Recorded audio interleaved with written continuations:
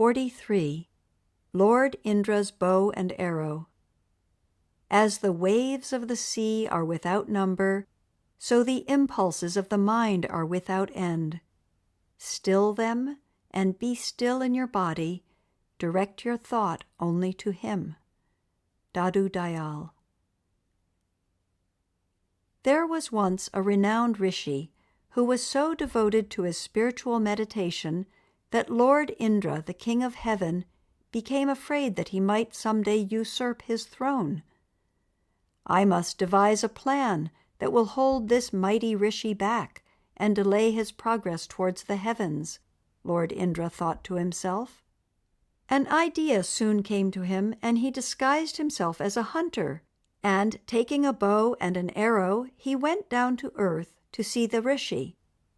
Bowing low before the rishi, Lord Indra said, "O holy man, I am a hunter and must now make a long journey on foot.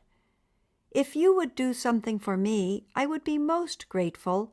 I have a bow and arrow that I will not need, and which would be very heavy for me to carry. Would you keep them here for me until I return?" "A bow and arrow!" exclaimed the rishi. "Why, they are used for killing animals. I am sorry, my good man, but it would pain me even to see such a thing." "But please reconsider, revered sir," begged the hunter. "If I may make a suggestion, the bow and arrow could be kept at the back of the house. Then you would never see them, and at the same time you would save me an infinite amount of trouble." Because devotees of the Lord are full of compassion, the rishi gave in to the hunter's request. The bow and arrow were left at the back of the house, and the hunter went on his way.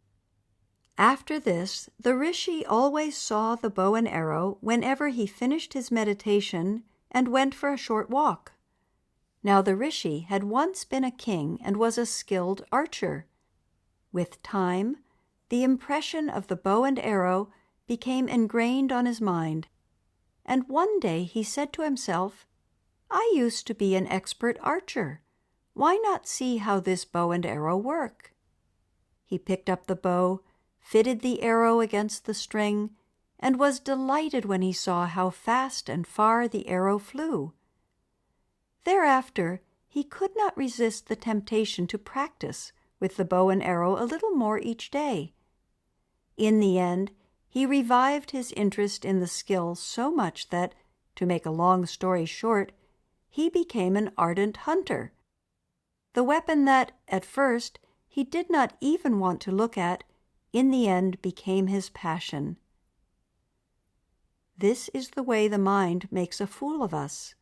A little leniency, and it adopts evil ways and makes us dance to its tune.